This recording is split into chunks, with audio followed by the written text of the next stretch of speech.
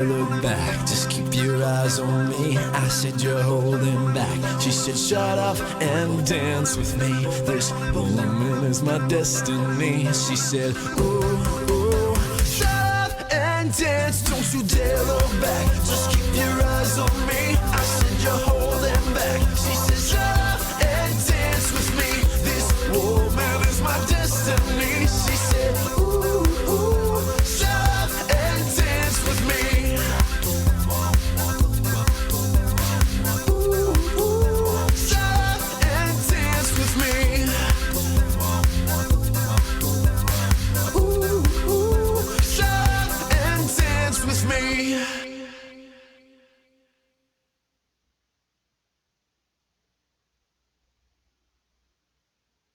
Sha-la-la-la-la-la, my oh my, look at the boy too shy, ain't gonna kiss the girl. Sha-la-la-la-la-la, ain't that sad, ain't it a shame, too bad you're gonna miss the girl.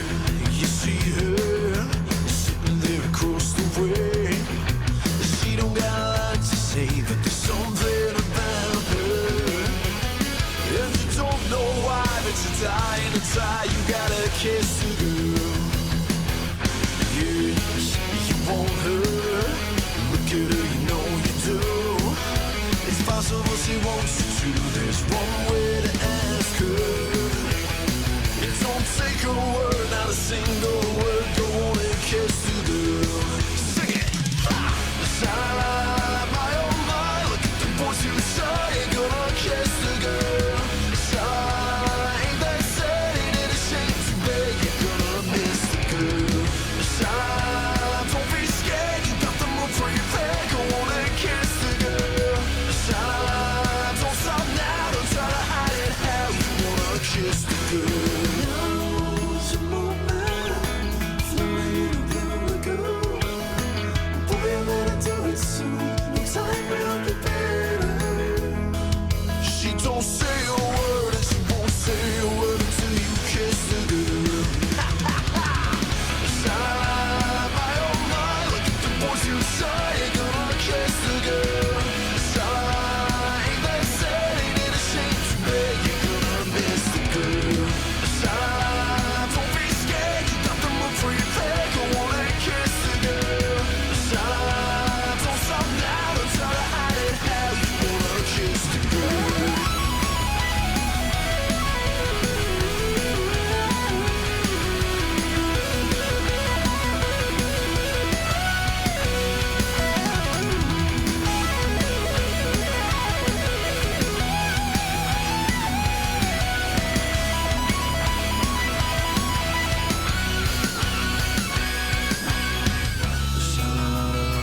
Alone, listen to the song say kiss the girl. Sha-la-la-la-la, music plays what the music say, you wanna kiss the girl. Sha-la-la-la-la, my oh my, look at the boy too shy, ain't gonna kiss the girl. Sha-la-la-la, ain't that sad, ain't it a shame, too bad you're gonna miss the girl. Sha-la-la-la-la, don't be scared, you got the move for your bag, go on and kiss the girl. Sha-la-la-la, don't stop now, don't try to hide it, how you wanna kiss the girl. Sha-la-la-la-la, gender roles and really big plot holes, come on and kiss the girl. Sha-la-la-la-la, what the hell, even the crab can tell, you gotta kiss the girl. You can download. How's it going, Skull?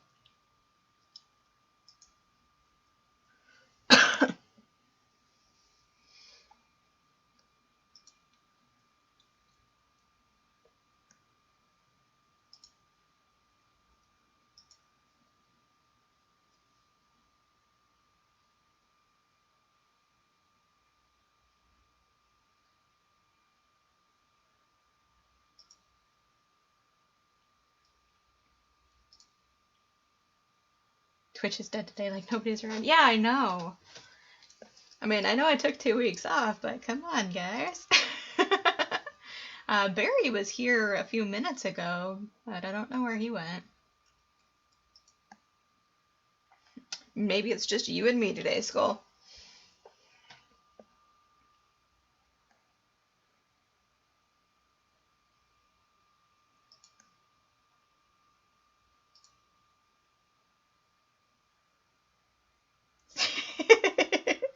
I know what you meant. I just had to give you shit for it.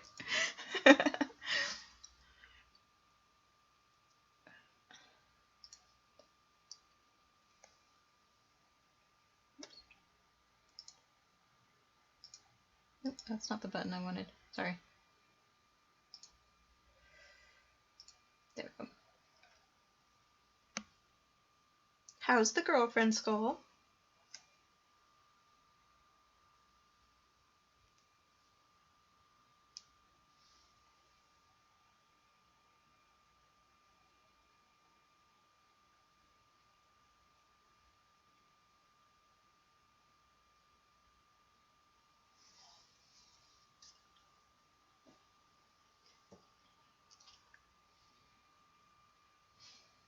Better now? That's good. Are you excited for the new job? Not too much longer before you start that.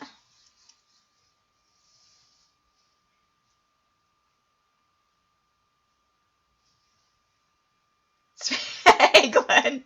Yes, space druids.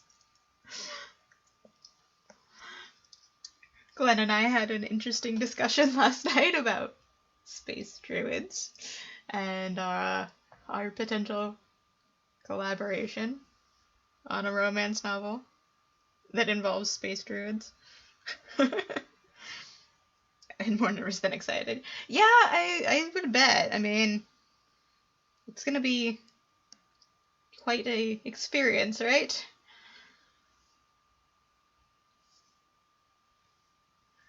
How's California going, Glenn?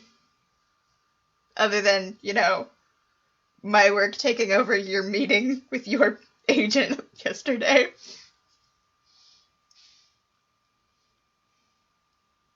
Poor Glenn.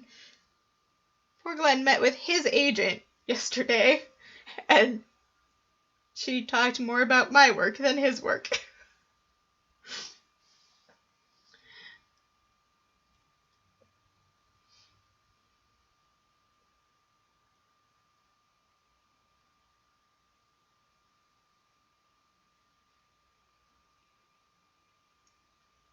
We'll give it a few more minutes, see if anybody else trickles in, and then we'll get started on these prompts.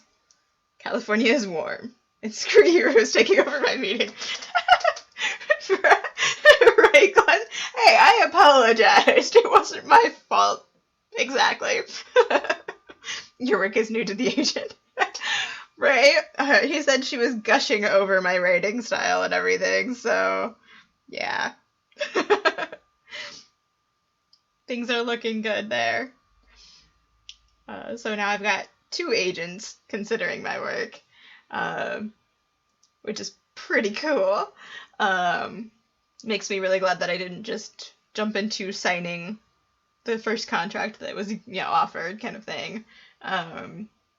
She seems much more enthusiastic than the other agent, Reagan, was. Not that he wasn't enthusiastic, but just not as much as she is. I think the funniest part had to be Glenn calling me Rose the entire time instead of Sarah. So they kind of confused each other because she asked him if he talks to Sarah often, and he was like, Sarah who? So that's always fun. Because, most of you don't call me by my real name. Even though, all of you follow me on Twitter.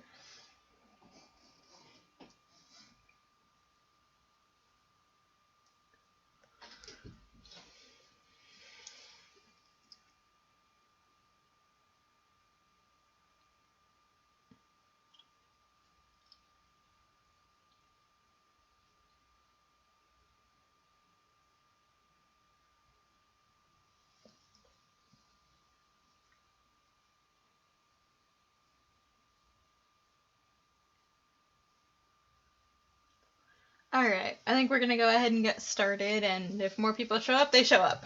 Otherwise, they're lost. It's just because Rose is 1 syllable and it's less confusing a jet, right? Yeah. No, I totally get it. And I mean, as I explained to Glenn, my screen name comes from my main character in Presage. That is her name. So I use it on like everything that I can, basically.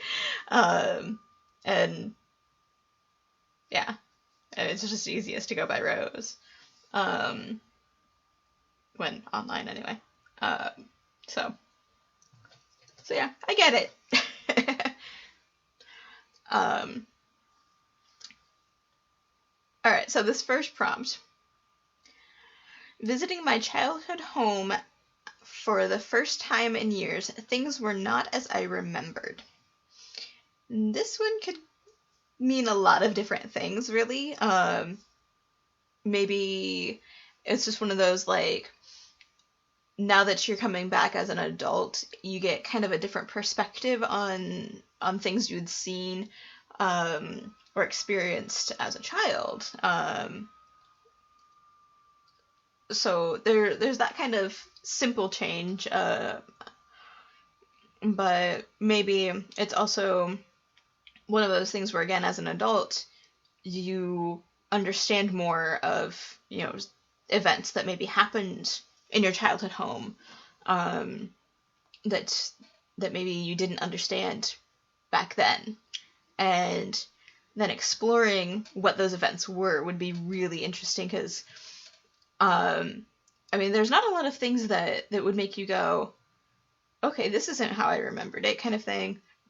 Of maybe, maybe something happened in your childhood home, and back then you didn't really process it because you were too young to understand it, and then you get to go back there, and like the memories come back, and you're kind of like, well, that's different, that's not what I was expecting, kind of thing. I spent the first 13 years of my life in the same house, in this tiny little town in Iowa. But every once in a while, when I have to go back through that town, it's south of where I live now. But every once in a while, when I go back through that town, I drive past my old house and see it. And there are times where I kind of wish I could, like, just stop by and be like, hey, I used to live here. Do you mind if I just, take a look around for a few minutes for nostalgia's sake, kind of thing? But I think that would be a little awkward. As we sold it about 14 years ago now, I think. So it's been quite a while since I lived in that house. It's a good house, though. So there's like a lot of things you could explore with this one about, what makes it seem like it's not the way you remembered it, and what kind of things happened in that house that made you go back, even. Is it that your family still lives there and you're just coming to visit, or is it something along the lines of where you had to move out of that house and then you're going back, and or maybe a relative that owned the house has passed away and so it's vacant now, and you have to go back to sort through things and get it ready to sell and everything. It happened to be being renovated at the time, and I broke in during the construction and took a walk around. Wow, Skull! Look at you being all deviant and everything. No, like, I haven't been back inside that house, but it used to be white with a partial brick front. So the lower half of it was brick. And they actually took the brick off of it, put regular siding up, and then painted it dark red, and put a new deck on the front. There's a door on the front and on the side. We almost never used the front door either. But yeah, so I've driven past it a few times over the years and seen some of the changes that I made. But it looks like it's being well taken care of, so that's nice. When my great grandmother died, she had a giant snowball bush. If you don't know what that is, it's a giant white hydrangea bush that looks just like a giant snowball when it blooms. Hence the name. But she had this just huge one, so big that when we'd go in the summer to visit, we could actually like climb inside it when we were little. And when she passed away and the house was sold, they ripped that snowball bush out and just basically chopped it up for firewood. So that really bummed me out because I had so many memories with it. And then my dad planted one for me at our new house as kind of a memorial to her. So that was nice. Glenn says, there he heard a voice saying, your skull will be added to the pile, and he changed forever, fighting crime at night in a tutu. Nice. Very nice. Alright. We will move on to the next one. You can have any wish you want, but something equally bad will happen to someone close to you. So this one is another one along the lines of the prompt we had a while ago that was, you can get rid of any memory of your own, but that memory will be put in a newborn child, and they will never be able to forget it, and you will never remember it. So it's kind of one of those moral dilemmas where, you know, what do you wish for, and how bad is the consequence to the person close to you? And what defines equally bad? Like, if you're wishing for unlimited money, does that mean that someone close to you will forever have no money, kind of thing? And then do you feel obligated to take care of them for the rest of their lives because it's your fault that they have this happen? If you wish for something like good health, does that mean that someone close to you will have poor health or maybe possibly pass away? You know, and how do you deal with that fact that you caused whatever to happen?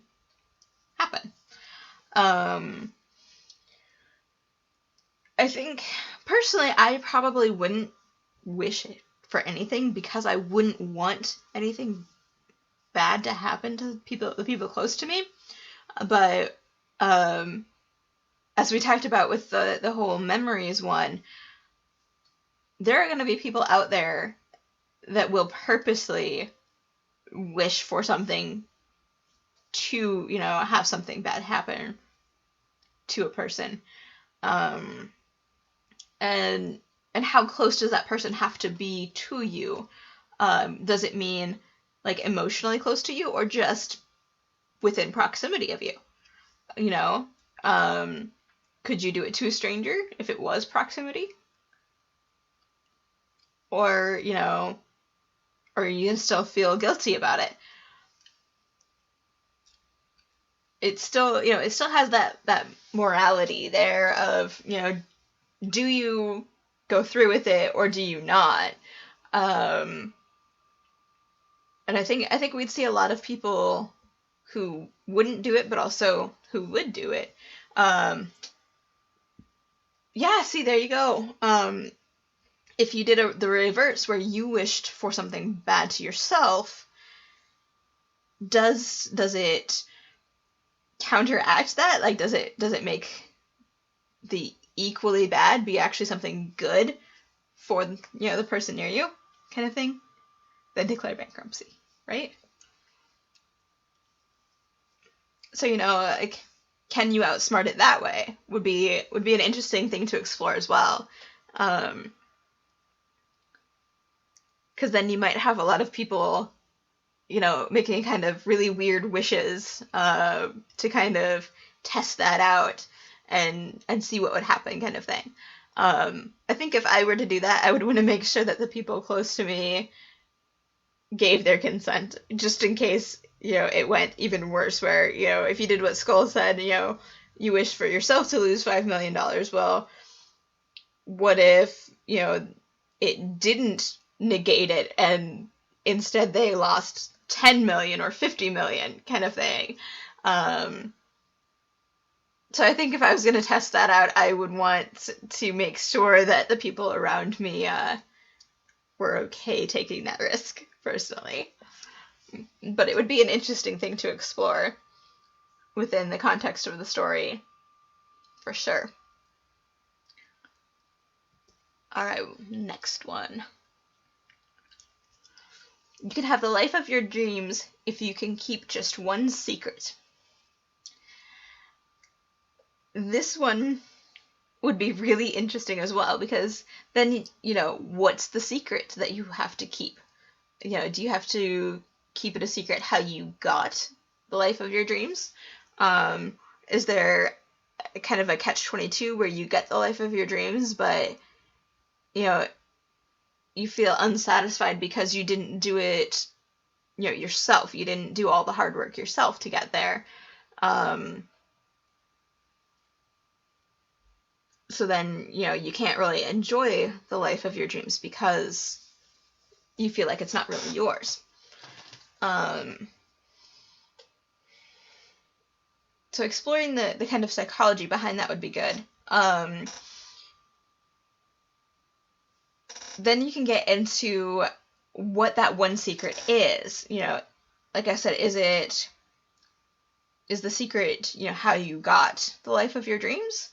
Is it something completely unrelated where it's, you know, oh, the world's going to end on, you know, this particular date, or, you know, aliens are really out there and here's where you find all of the information to prove it, but you can't tell anyone, kind of thing.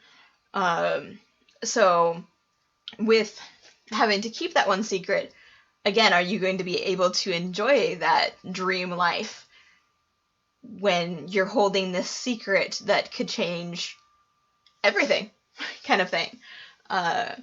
So that could get really interesting for exploring the psychology in things, which, you know, y'all know I love exploring psychology of characters.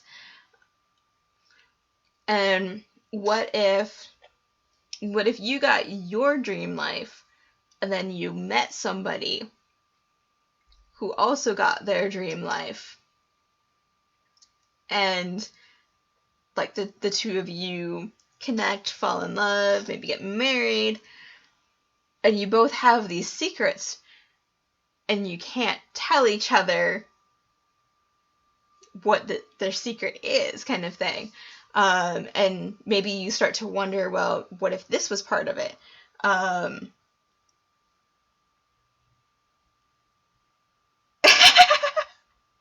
Sorry, I'm sitting outside at a coffee shop that is not Starbucks, and people are really noisy. I think I am turning into a hipster. Oh goodness, Len.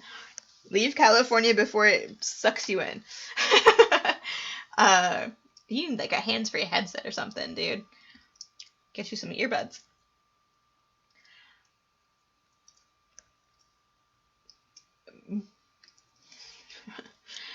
I have that problem too, though, when I am out in public and I forget my earbuds, and I'm like watching a stream or something on Wi-Fi. I have to try to keep the volume down to where it doesn't attract attention, but to where I can still hear everything. Need a beard to grow on my neck and some skinny jeans.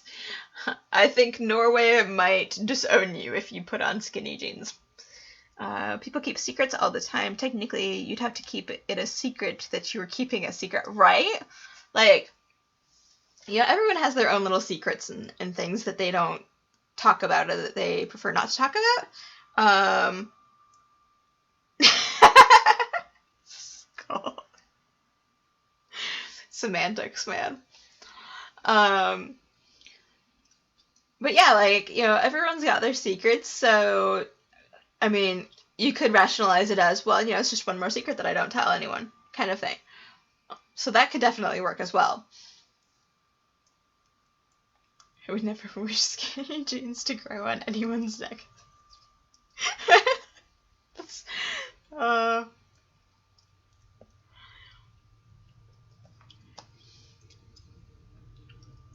Hey, Nax! Just come to say hi, guys. Have a good day. Thanks, Nax. You too. Thanks for stopping by. I stand defiant, but exhausted. So many furry feet. This one... A lot of these come from my husband, for anybody that's, lurking. A lot of these prompts come from my husband, and I read this one and I went, really? You know what the first thing is going to be that they say in my chat? And Glenn just proved it by saying yiffing. And the fact that I even know what that is. Hey, David. No, you haven't missed much. We're only on, the fourth one, yeah. So, but yeah, I was like, how do you know my stream? You know the people that are in my stream? You know what's gonna happen. They're gonna go with furries. It's not gonna even be any creatures or any discussion like that. No aliens or anything. They're gonna go with furries. And he was like, well, I did kind of think about that after I wrote it. My second thought was something about hobbits being involved, because, they talk about hobbits having hairy feet. So there's that, too. But in seriousness, I would say, a fun aspect of this would be, creating your own creatures, to match the whole so many furry feet part. Maybe it's just one big creature that has lots and lots of furry feet. And why are you battling it? Or why did you battle it? And why was it necessary to kill it? What if it had been friendly, and you killed it anyway, kind of thing.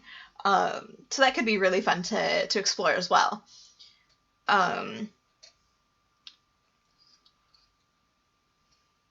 I like creating new creatures and things, so I think I would have fun creating something new for it, and exploring the whole, whys behind it, why it had to be killed, or fought, at least. And, the first part of it kind of makes it seem like maybe the battle isn't over quite yet, and you're still trying to find the strength to make it through. So, hobbitses, yes, nasty little hobbitses. So that could be fun to explore, and then you could go the furries route, and maybe it's, who knows, who knows what you could go with that.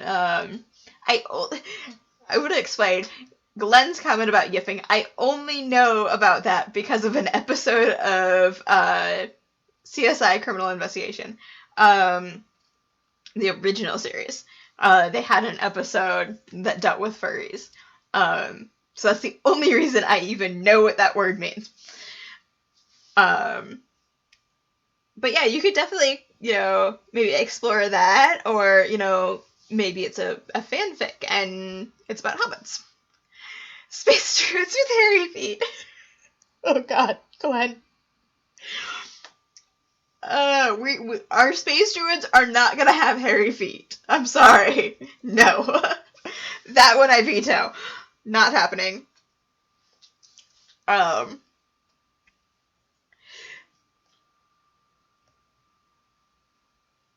We're gonna move on to the next one. What is this space druid stuff? Okay, so we're gonna get a little sidetracked. And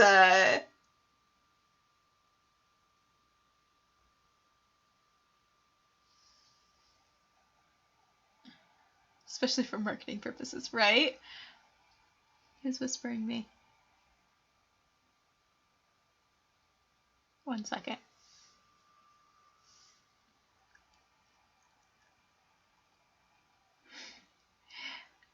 David, you overthink too much. Don't worry about it. We'll talk about it later. You're fine. Yeah, so the whole thing with the space druid stuff. A while back, Glenn and I had a conversation on Discord where he was very drunk and we were talking about romance novels, which I don't read, but my mom does. And it just kind of devolved from there, and we were jokingly like, hey, we should write a romance novel together, and it just kind of snowballed from there, where he's going to write all of the lewd scenes, I'll write the rest, and yesterday while we were talking, he meant to say droids, but it got autocorrected to druids. And we just kind of went with the typo. So it's space druids and a romance novel. And some blow-up dolls may have been discussed. Yeah. It was interesting, and I laughed way too much. Yeah.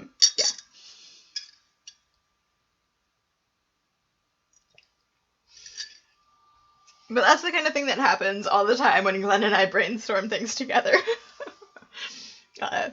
Demon knows all about it because I was telling him about it as we were talking about it. But it was so funny. With C-School, we decided that we'd have like a special edition of the hardcover that would go just in adult stores that would have a blow-up space druid doll that would go with it. And as Glenn put it, follow along with your doll on the red pages. If you find it weird, David, it must be weird. Right? If David finds it weird, then you know it's weird.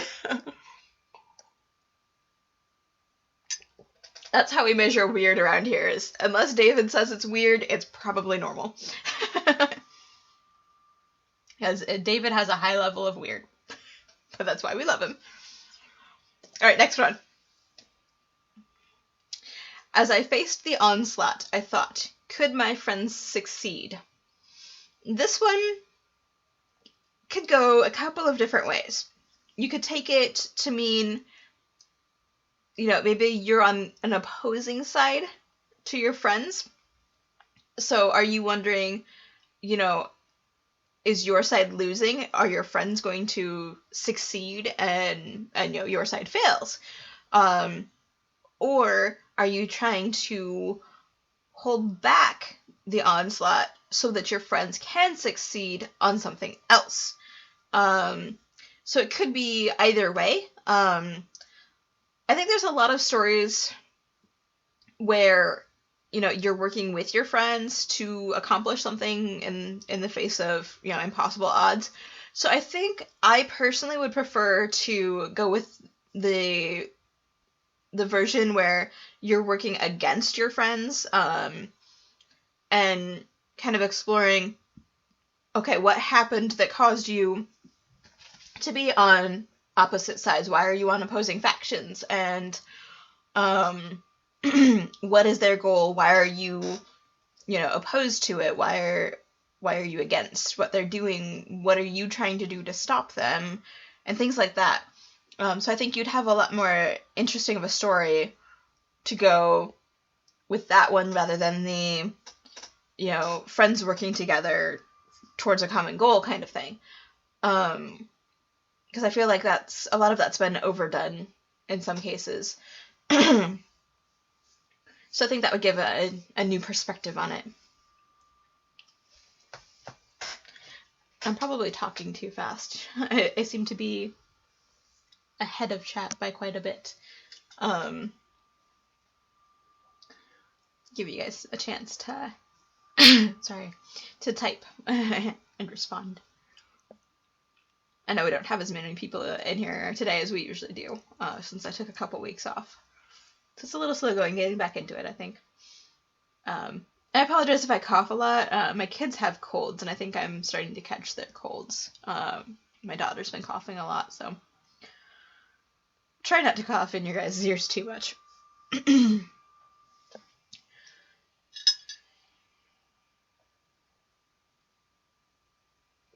Plus, I have coffee right now, so, like, I am a tiny bit hyper.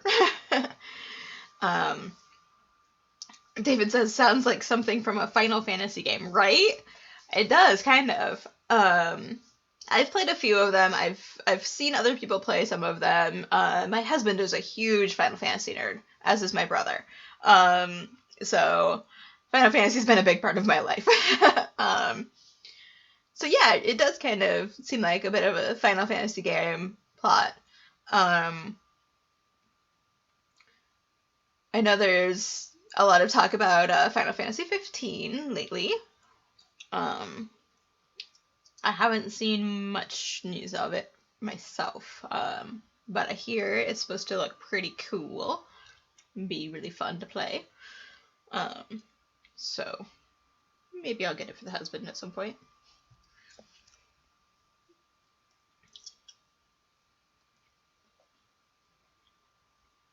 Alright, I'm gonna move on to the next one.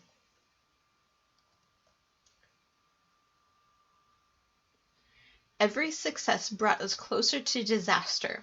How long can we continue? Or alternately, every failure brought us closer to redemption. How long can we continue? I think both aspects of this give a really interesting idea, because it's kind of contrary to what you would normally see, where every success brings you closer to redemption rather than failure and disaster.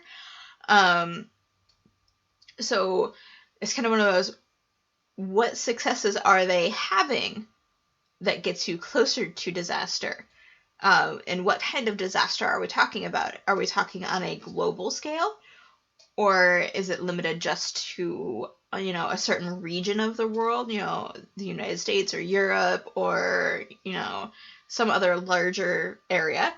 Could be a business making money off illegal means, right? Like, as you're getting more and more successful, you're getting that much closer and closer to being caught, kind of thing. So that could be an option as well. And how long until you get caught, or how long until that disaster happens. So you could apply this to almost anything, really. But what is that disaster, and why are you still working on it if you know it's coming closer and closer to that disaster? Shouldn't you not work on it and thereby attempt to avert the disaster? But then you have that same temptation where you're like, okay, but even though we know it brings the disaster, can we resist the urge to work on whatever it is? And it kind of just made me think just now of the scientists that were working on the hydrogen bombs back in World War II. Every success brought them closer and closer to being able to cause disaster. Like, they knew that those bombs were going to be devastating on an unimaginable scale at that time. So, how long can they continue working on it? How long does their conscience let them continue working on it? So there's that kind of thing too. And then with every failure brought us closer to redemption. How long can we continue? Well, what kind of failures? What kind of redemption? And in that case, you know, is there a drive to continue kind of thing? Because, you know, is the redemption something you want kind of thing? The skull says, sounds like getting promotions and sacrificing more and more time to work and neglecting things that make you happy. Yeah, I mean, that's another thing too, that you could explore as a societal disaster where, you know, everyone is becoming more and more successful, driving towards all of that, you know, success at the expense of, you know, their personal lives and their own happiness, and things like that. So you could definitely make this about, you know, corporate America or, you know, any other country. And then going with that idea with the failures, you know, as you start to slow down and realize, hey, I don't need to push myself so hard. I shouldn't be, you know, striving only for success. That I need to, you know, do things for myself, you know, that help balance out all of that. And you start to, you know, kind of redeem yourself, and your relationships get repaired and everything. So that could be too. I like that idea as well. That's some really good thoughts. Skull always has really good thoughts. He's really good about thinking outside the box. I like it.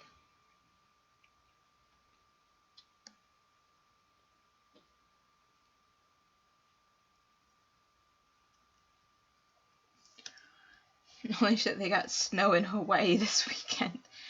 I didn't even know it could snow in Hawaii. This is what makes me afraid of the new job, by the way. Yeah, I could understand that, Skull. Yeah,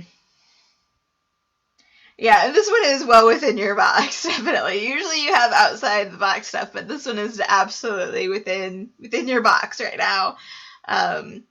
Skull will be starting a new job that requires more hours than his last one, and he's a little concerned about whether he'll have time to stream or how much time he'll have left over to stream and everything, and which is completely understandable, honestly. It's kind of like when I started my job in October. It's kind of one of those, okay, now I don't have all day to write. And by the time I get home, I'm usually pretty tired. So I try to get up early in the morning. If I don't work until later in the morning, I'll get up and try to write, or I try to write as soon as I get home, you know, in the few hours before I have to make dinner, and then school streams. I hang out in school stream and just kind of chill after work. So it's not as much progress as I'd like most of the time, but I try to push my writing pretty hard on the weekends when I have more time, because I don't work weekends. So I try. You make it fit where you can, kind of thing. You'll find that balance, Skull. And you know, well, I'll be there when you do. Our little Twitch fam is pretty damn supportive of each other. It's awesome. Alright, we'll move on to the next one. Some are born great. Others become great. Some have greatness thrust upon them. I am none of these. So I think this one would be really fun to explore, like, just, you know, your average Joe type person, and they're seeing all of these people around them who are, you know, born into greatness, or, you know, have worked their way up to it, and then others who were like, you know, here, now you're the leader kind of thing, so thrust upon them, and you know, they're just observing all of these things that are happening to all of these other people, but it's never them, kind of thing.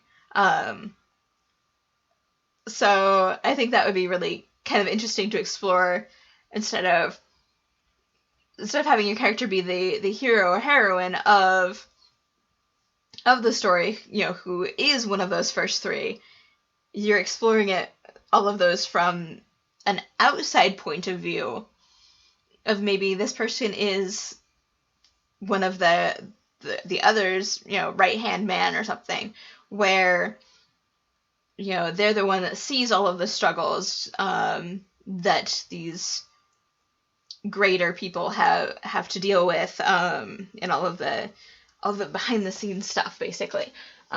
So that would be really fun to explore all of that from a different point of view.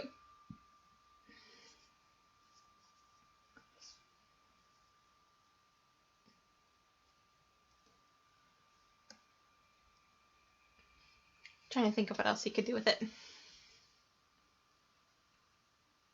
I think the setting of the story will make a difference too. Because while you could do this in like modern times, you know, with, again, you know, corporate America, or you know, in the business world, you could also have it be kind of either set within a mythology of some kind, either Greek or Norse or Roman, or even Egyptian, or you have it in some sort of, you know, post-apocalyptic world, or even, you know, in the middle of an apocalypse, where, you know, that's where you would get the, you know, greatness thrust upon them type, where suddenly they're part of that, where you know, maybe they're part of a group that that the leader dies or something, and, you know, basically the group goes, "You're the leader now," kind of thing. Glenn says, "I forget that homelessness is a thing in this country." Yes. Homelessness is very much a thing in the United States, unfortunately. I guess I'm thankful that I've never been homeless myself, but I've met some homeless people. Either, you know, their choice to be homeless, or unfortunate circumstances. But they've all been incredibly polite people, at least where I live anyway. I know that's not always the case, but yeah, it's a thing, and I wish it wasn't.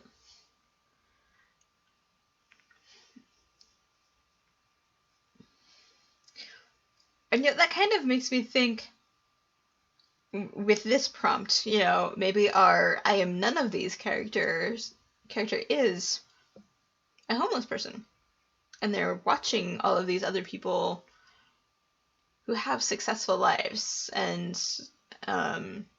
they just can't seem to catch that lucky break that gets them to that. So that's another way you could explore this one, really. Could be even more interesting that way. Or really, if it was during an apocalypse, you know, I think all the homeless people would actually have an advantage over the rest of us, because they're already used to living without all of the amenities that we take for granted, like, you know, electricity and running water and things like that. So yeah, I think the homeless would have an advantage in that sense. They're already going to know where the good spots are to camp, or, you know, how to defend their little camps and things. So yeah, that could be an interesting thing to explore with this. All right, next one. After what I have seen, I can no longer trust my own memories. This one kind of makes me think that maybe the society that they grew up in, one of them nearly ran off with my laptop bag. Oh, yeah. You're going to get that in California for sure. Guard your stuff really well. So that's why I am not as active. No, you're cool. It's fine. I totally understand, Glenn. It's totally fine. You protect your stuff from the crazy homeless people. I'll be here. um. So, like I said, I think this one kind of makes me think of the fact that maybe they grew up in a society, kind of like 1984, the book by George Orwell, where you're told what to think, how to act. You don't question things, and then so they grow up in that society, and then maybe they learn something from outside of their area, and suddenly it makes them question everything. Another good book that kind of plays on this sort of prompt is The Giver by Lois Lowry. I had a moment there where I forgot. Where young Jonas is selected to be the receiver of memories from an older man within his community. And their society is based on following all of these these very specific rules. At certain ages, you start certain activities, kind of thing, and then once you hit a certain age, all of your activities throughout school and then your recreational activities kind of get taken into account, and the elders of the community pick what they feel you would be best suited for in jobs within the community. And so you don't have a choice. You have to go into that job. And Jonas doesn't get picked. He gets selected. And it doesn't happen very often, kind of thing. But what the receiver of memories is they hold all of these memories, all of the negative memories, or memories that their society deems unnecessary. So war and famine and disease, none of that stuff exists in their community, because the receiver of memories holds all of that. And so every generation that's born doesn't know those things. At one point, the giver has to explain to Jonas what family is and what love is. Like what grandparents are. Because they don't have those. And yeah, the movie version of The Giver is really interesting. They changed a few things to bring it up to, to fit into current times. But I think they did really well with it. I would love to see them do the other 3 books. Because there are 3 other books that kind of interlace with The Giver. They're called Son, S-O-N, Gathering Blue, and The Messenger. And you don't really have to read them in order to understand, because I actually read them out of order. But if you wanted to read them in order, you want to read The Giver and Gathering Blue together, then The Messenger, and then Son. Yes, like only the first part of Son lines up with kind of the middle of The Giver. But it all kind of interlaces, like I said, and makes for a really great cohesive story between the 4 books.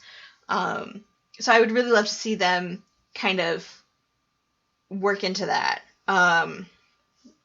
Because there is more that happens to Jonas after the end.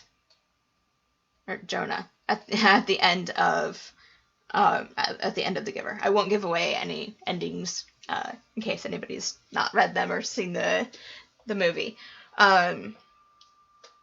David says this sounds like it could be a soldier coming back from war. Absolutely. I agree with that as well. I've talked before about my family. My dad and my sister and her husband are all in the National Guard. They actually all train and work out of the same facility. Well, my sister, her unit is actually about 2 hours away from us, but her and my dad both work in the same facility.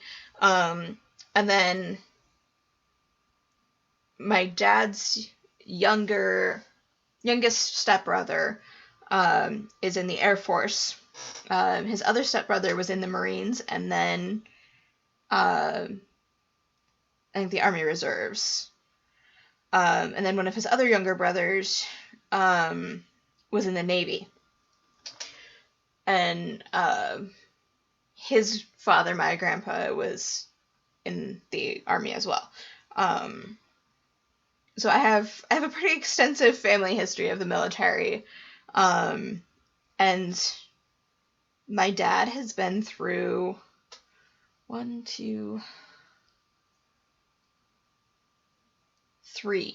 deployments in his 32 years as of this year. 32 years as a helicopter pilot. My sister has been through 1. Her husband has been through 2 or 3.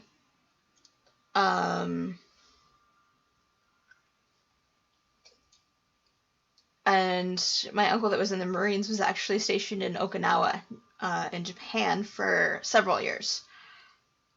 My uncle that was in the Navy was stationed in Guam for a couple of years.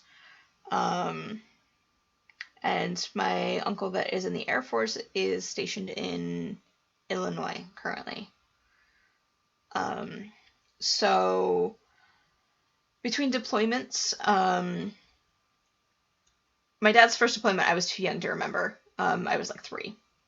But the last 2, and my sister's deployment,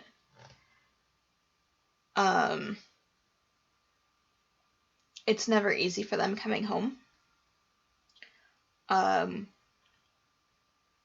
My dad struggled a lot when he came back from the second one because my godfather, who he went to flight school with, actually was killed in action in 2003.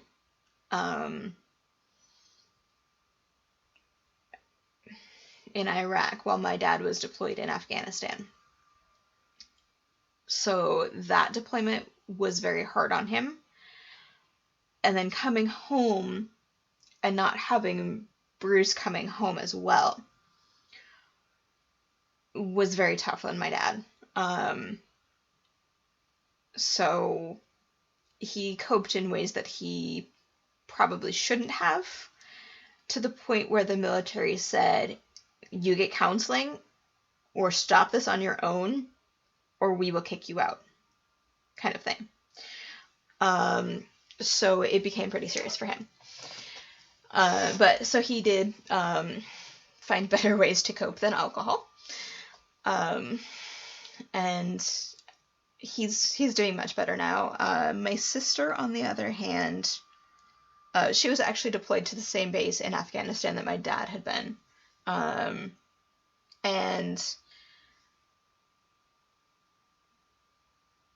I think it was the same one. It was either the same one or like the next base over kind of thing. You guys have heard me talk about this before. My sister has PTSD from her deployment. and it has not been easy for her. She had to fight to get her VA benefits while she is still serving. Her her job has been difficult for her at times. She is in a support group as well.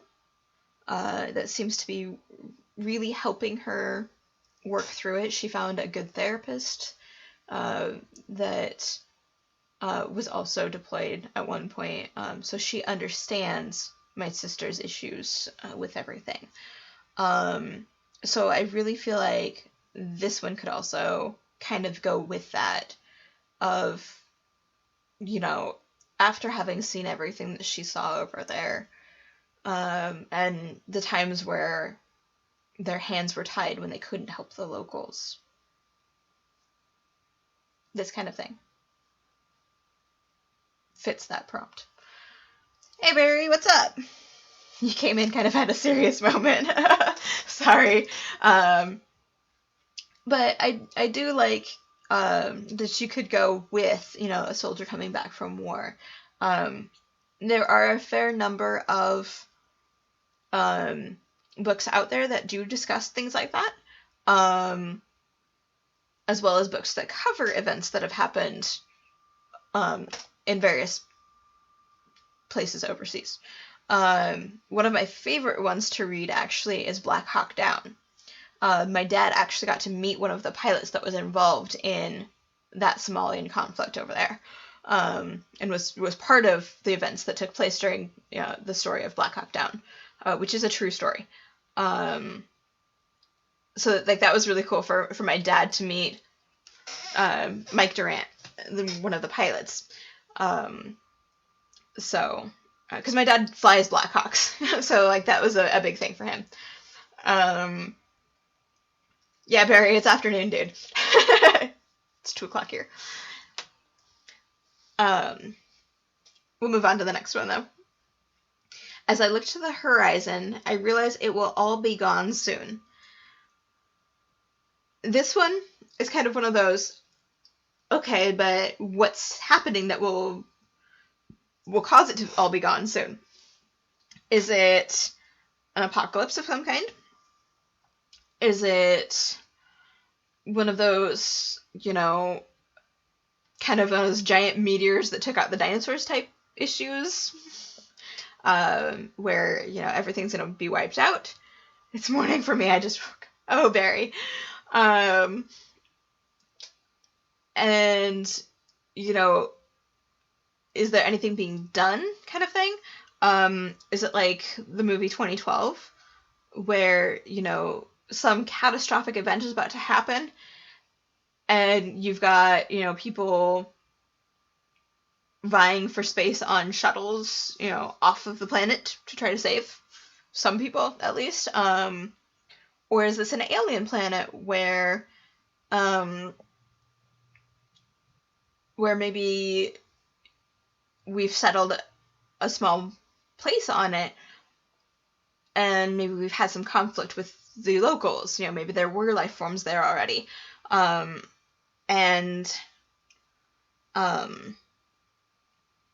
like I said, maybe there's some conflicts there, and they're coming to attack, and maybe you realize we can't win that fight. So that could be an interesting one to explore as well.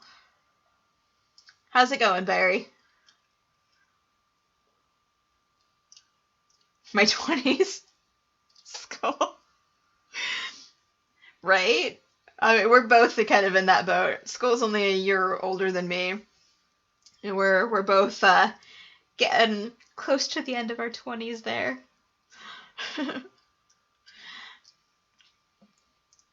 I don't want to think about that, School. You're stranded on the moon watching the Earth about to shatter. Ooh, I like that one, Glenn. That should be the other one we collaborate on. First, the ridiculous romance novel. And then... Yeah, David's only like 6 months older than me, so... A little bit over 6 months older than me, so...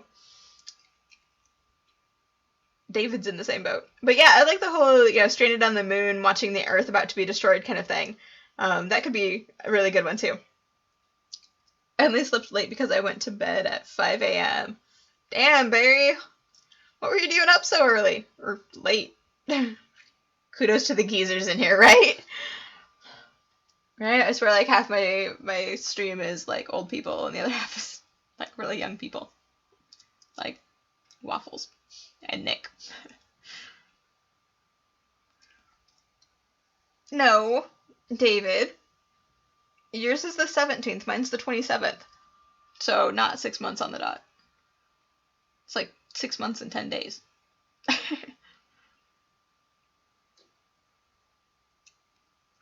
So there.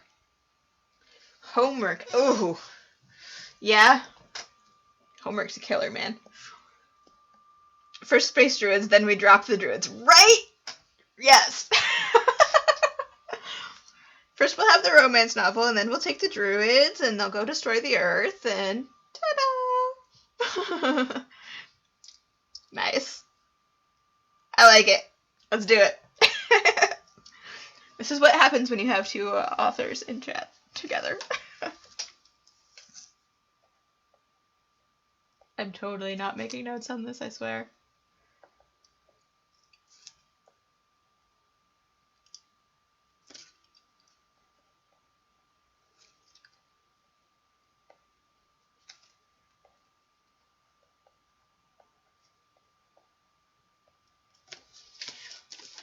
College sucks. Drop the druids into space? Said no one ever, right? College sucks. Yeah, I can imagine, Barry. Tests suck. That's true, yes. Yeah, I like that one. We're totally gonna add that to our list of collaborations. The homework aspect sucks, yeah. I always hated homework. Especially chemistry homework. As we got into, like, the equations for moles and stuff, yeah, that part sucked. I didn't like that part. But it was either chemistry or physics for me, and hell no to more equations. I'm not good with equations. Just ask my geometry teacher. Next one. Returning to my body wasn't what I expected. If there's space druids, is there a space Stonehenge? That is an excellent question, David. We haven't gotten that far. I can't answer that. So this one could be one of those near-death experiences, maybe? Or you're a ghost and you're returning to your body. So either your body is now all, like, rotted if you waited too long. Space stoned. Really, Glenn?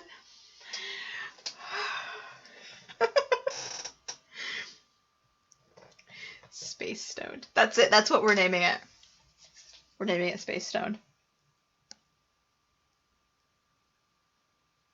Your agent is gonna just, like, stare at us and be like, no.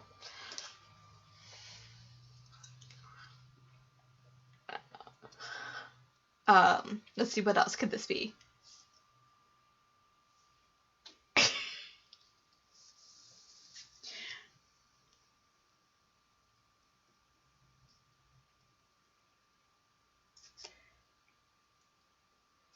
Maybe tomorrow's stream should just be all about space druids.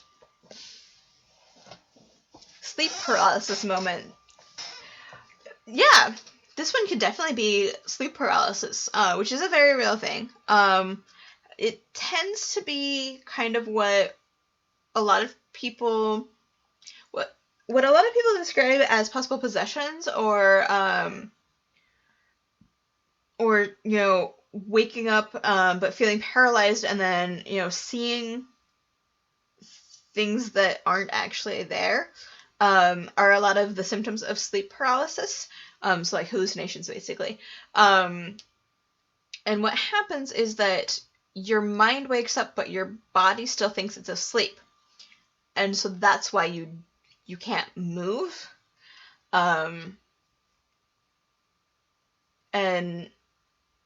then your mind basically kind of plays tricks on you.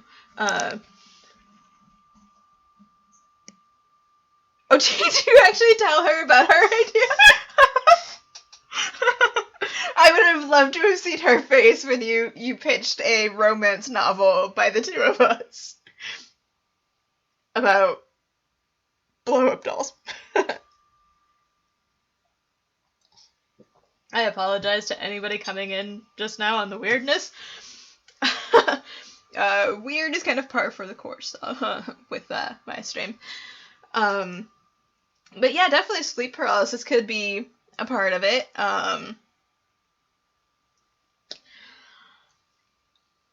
That would be an interesting one to explore, really. And maybe there's a lot of debate around possession too, of whether your soul and your consciousness is still there along with the demon possessing it, as it is if you've watched Supernatural, the show. That's how they portray it, is where they're sharing the same body, and sometimes the host is aware of it, but not always, of what's going on.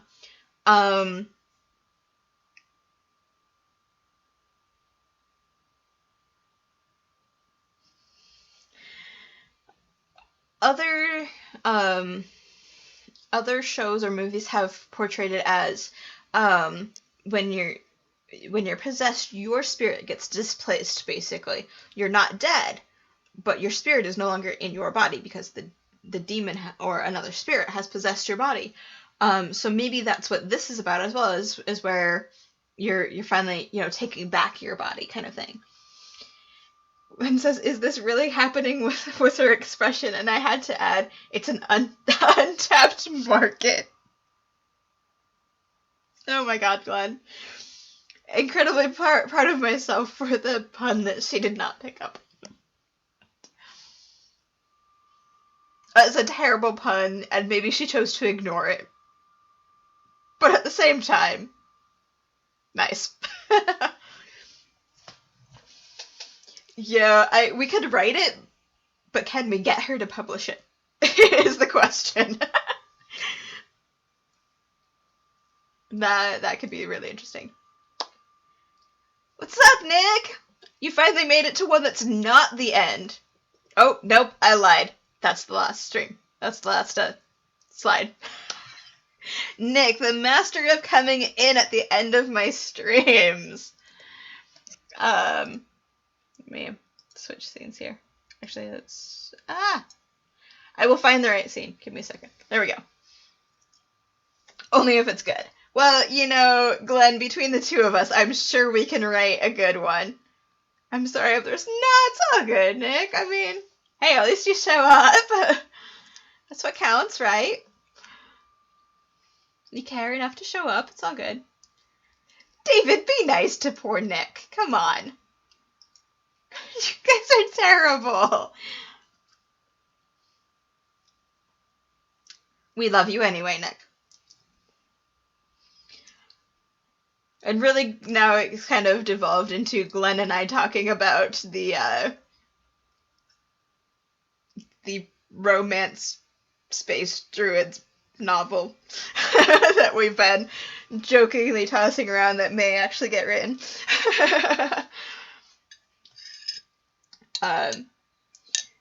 So, that was the last of the slides for today. I think we're actually going to do some more prompts tomorrow so I can get caught up from the 2 weeks that I didn't do them. Because I do have them dated in my Google Drive folder, because I like to keep track of it. Yes, our porn novel. That's pretty much what it is at this point. Yeah. But yeah, so I think we're gonna do some more prompts tomorrow afternoon. So that way we're caught up for next weekend. I think that's all I have them through. She gave me a hint that she was interested in the space druids romance novel.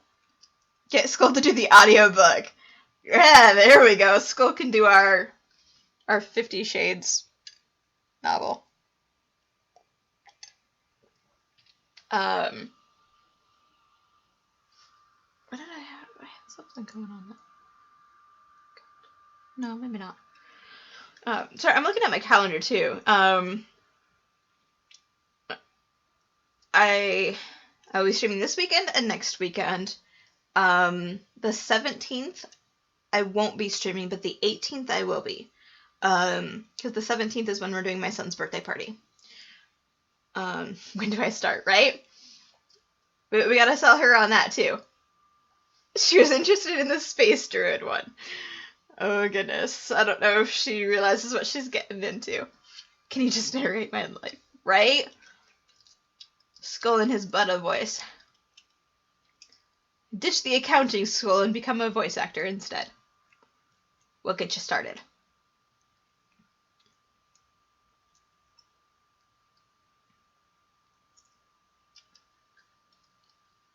I think I need to sell it better. Oh goodness. Well, once we start writing, maybe she'll, warm up to it a little more. For anybody that's just coming in, we're actually wrapping up here. Usually on Saturdays, I do writing prompts. I usually try to keep it between 10 and 15 prompts. That seems to be a pretty good length of stream that we do. And then Sundays can be either more writing prompts sometimes or just random discussions about things.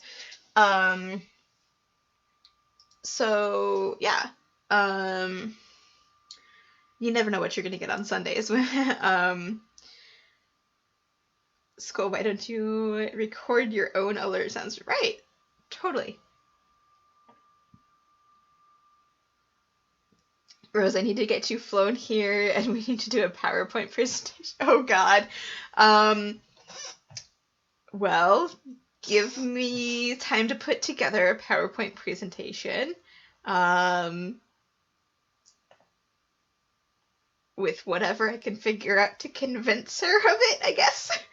And then totally, we will meet with her and convince her in some way. I think since she knows how we both write and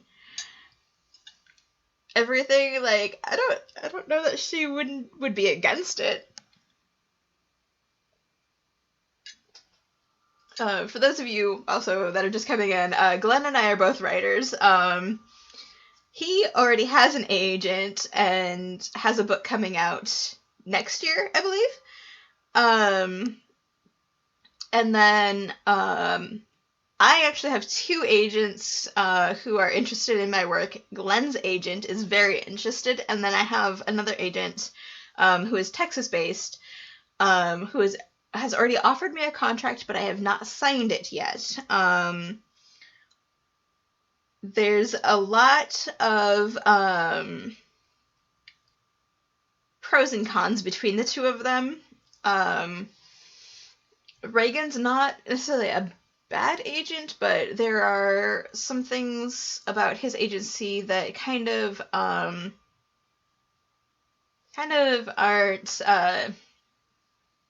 things that I like. His is a much smaller publishing company, so I would have to do a lot of the marketing myself without help from them until it gets more productive, I guess, and then his PR team would get involved.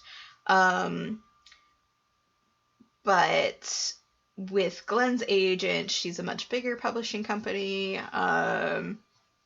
All of that's taken care of for me, kind of thing. So that would be nice. I just started doing those, Nick. The ones I just added the other day are my voice, but I altered them. Oh, nice, Skull. My book is coming out in March. There you go, everyone. Find Glenn's book in March. 50 Shades of Druids in Space. 50 Shades of Earth Colors. Right? We kind of joked that it would be, you know, the next 50 Shades, but way better kind of thing. Yeah. Could be interesting. Let's see, what else? For those lurking who want to, oh, come on, did it not? That's supposed to give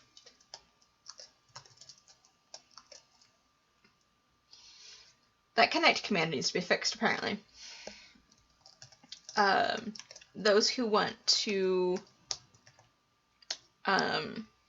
connect with me outside of the stream, there's how you do it. I have a YouTube where I put up VODs of this channel. There's a couple of videos of me reading through the manuscript that I've been querying. A dozen hues of black. Oh, goodness. And then my blog, I try to keep updated at least every couple of weeks, if not more frequently.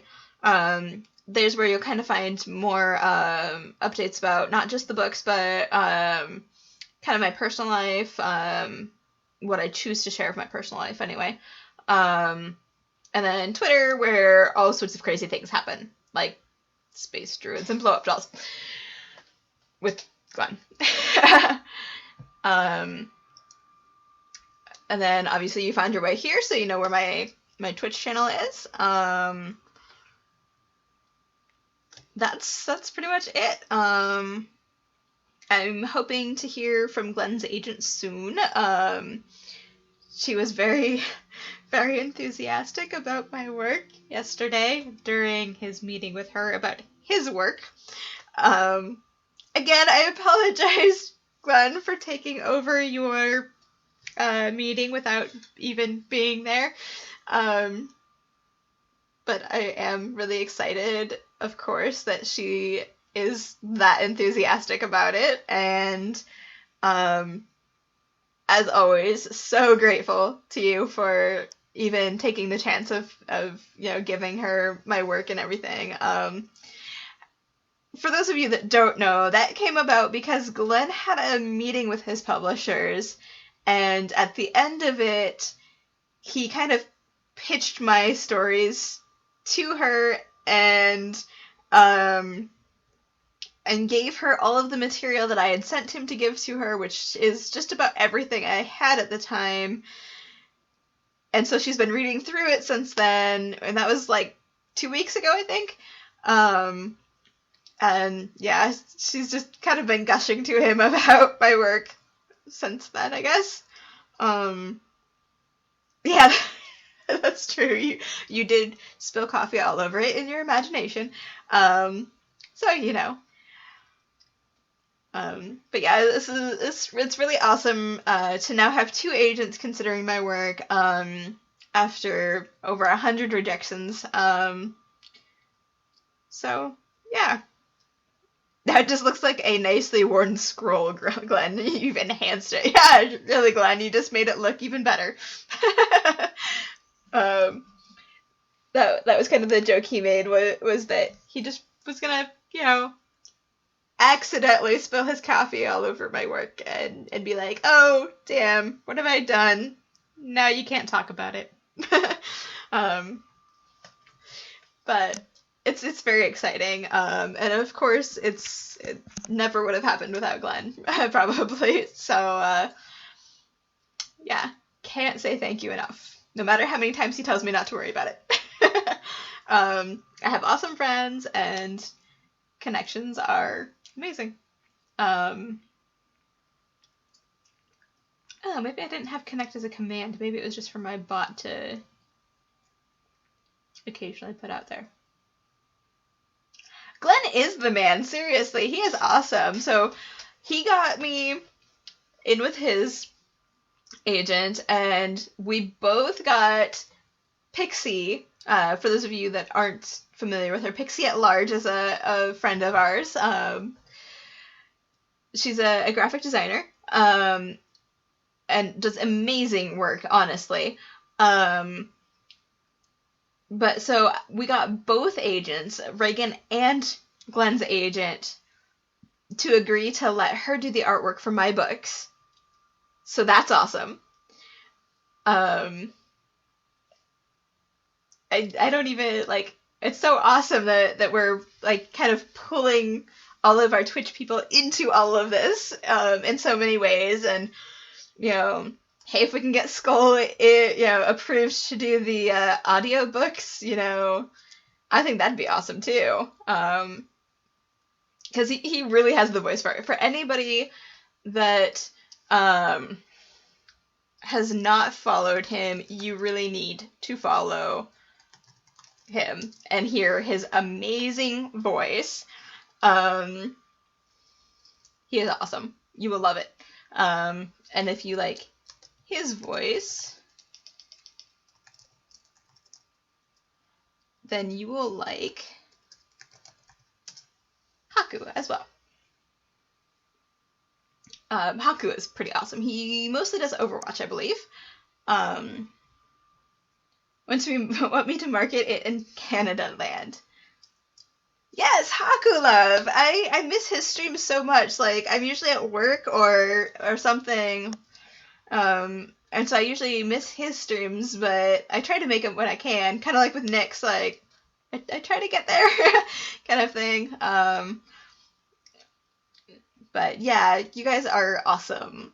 And I will absolutely pitch any one of you to agents if I can on anything. Like I said, Pixie is so excited to get to have this work. And then, if we can get Skull in there, that'd be awesome. Hell yeah, David, if I could find a way to work you into that, I totally will. So, I'm beyond excited to have all of you not only be supporting me in this journey, but to actually have some of you in the journey with me, Team Rose. Yeah, yes, absolutely, Glenn. We have Team Rose. Maybe it should be Team Rose and Wizard. But I think that's pretty much it for today, guys. About the same time tomorrow, probably. 1 p.m. Central, 2 p.m. Eastern, and what is it? 6 hours difference? So 7 p.m. Central Eastern? Yeah. Team Whizzing Rose. No! God, that sounds so bad, David.